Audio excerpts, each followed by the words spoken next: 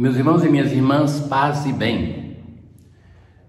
Hoje nós vamos fazer uma visita ao livro do Eclesiástico para nós ouvirmos um elogio ao rei Davi.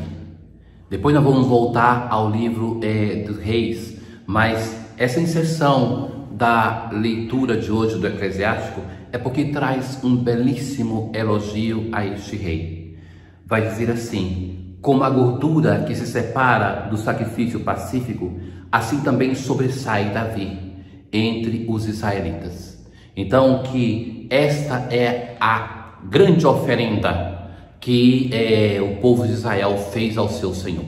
Então, quando se fazia os sacrifícios em Israel, o sacrifício dos animais, o grande sacrifício era dos animais gordos. Então, para dizer assim, que como se destaca o sacrifício de um animal gordo, que é a grande oferenda a Deus, assim é o rei Davi. Brincou com leões e com ursos. Não foi ele que ainda jovem matou o gigante? Então a história com Golias. Pois invocou o Senhor o Altíssimo, e este deu força a seu braço direito, e ele acabou com um poderoso guerreiro, e reergueu o poder do seu povo.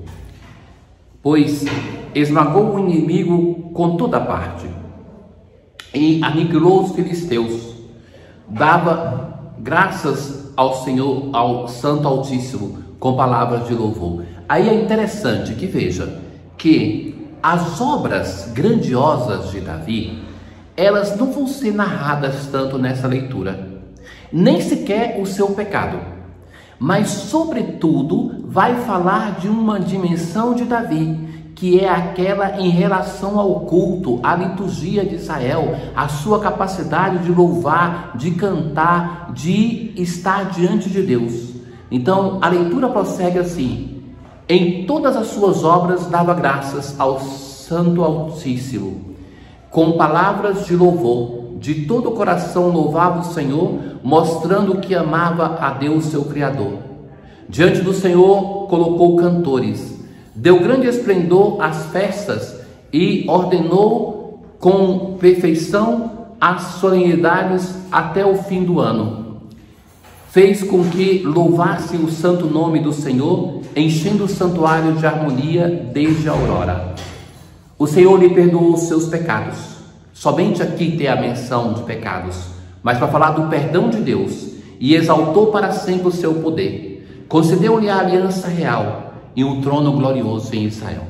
Então, nós percorremos neste ano, praticamente desde o início do tempo comum, toda a história de Davi.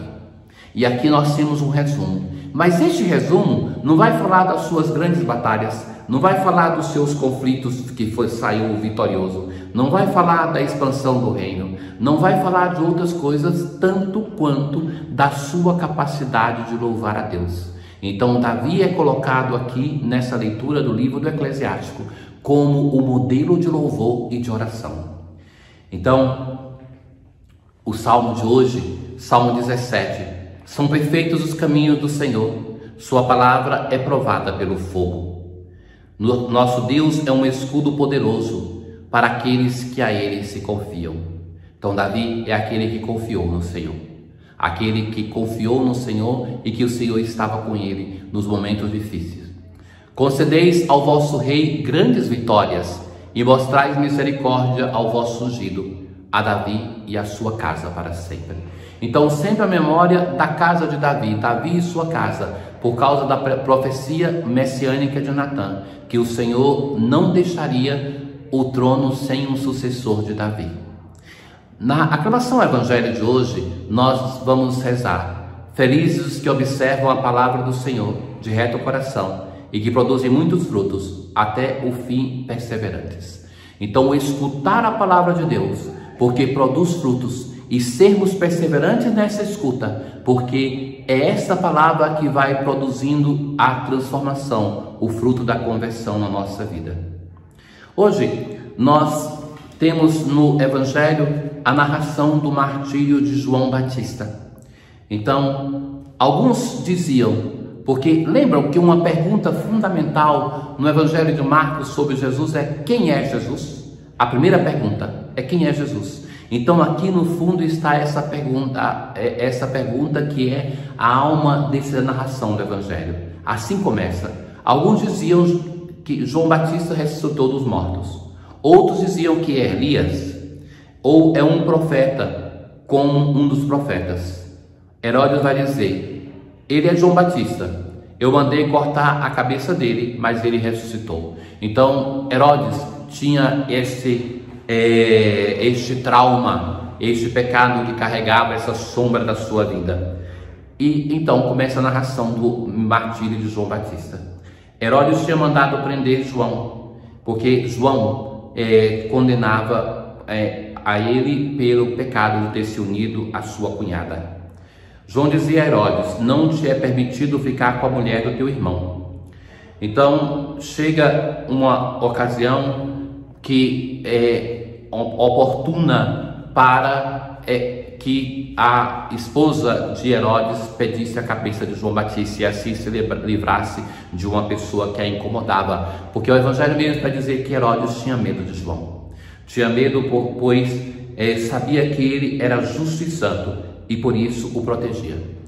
Então chega o dia oportuno, que é o aniversário de Herodes. A filha de Herodíades vai dançar e o rei, então, naquele momento de embriaguez, de devaneio com o poder, vai dizer: pede-me o que quiseres e eu te darei, ainda que seja metade do meu reino. E ela vai pedir, orientada pela mãe, a cabeça de João Batista. Então Herodes, com muito pesar, mas tinha prometido isso publicamente, então cumpre, sem saber e sem ter a grandeza de perceber que quando se promete um mal, ainda que publicamente não se cumpre. Então o rei ficou muito triste, mas não pôde recusar. Mandem degolar João Batista e levam os seus discípulos depois o seu cadáver e o sepultam. Termina assim a história de João Batista. Em uma festa, em um jantar, ele é martirizado.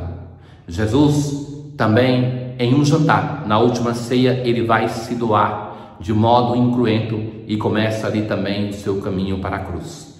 Mas tem uma outra coisa que lembra que os discípulos foram enviados e que Jesus já prevenia os seus discípulos que eles iriam encontrar resistência? E depois eles vão voltar para apresentar a Jesus um relatório do que aconteceu na missão. Mas a narração do martírio de João Batista acontece neste momento. É um exemplo concreto daquilo que pode acontecer com quem opta por seguir Jesus. Não podemos pretender uma história diferente daquela do nosso mestre. Ora, no martírio de João Batista, nós vemos o prenúncio daquilo que vai acontecer com Jesus. E de fato, no Evangelho, quando chega a notícia do martírio de João Batista, Jesus se retira em oração, em tristeza. Tristeza pela perda daquilo que é o seu mestre, o seu discípulo, mas também o seu amigo, mas também o sentir que se aproxima o martírio dele mesmo, que ele não vai ter um fim diferente daquele que teve o precursor. Hoje é sexta-feira e uma possibilidade que se tem é de celebrar a missa votiva do Sagrado Coração de Jesus. É aconselhável essa prática, mas continuamos a percorrer a eucologia ferial e a oração após as oferendas, ela diz assim: santificai, ó Deus, com a vossa bênção as nossas oferendas e acendei em nós o fogo do vosso amor.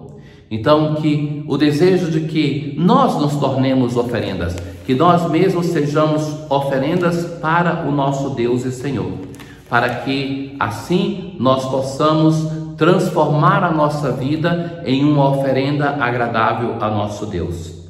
E na comunhão, renovados pelo sacramento da nossa redenção, nós nos pedimos a Deus que este alimento da salvação eterna nos faça progredir na verdadeira fé.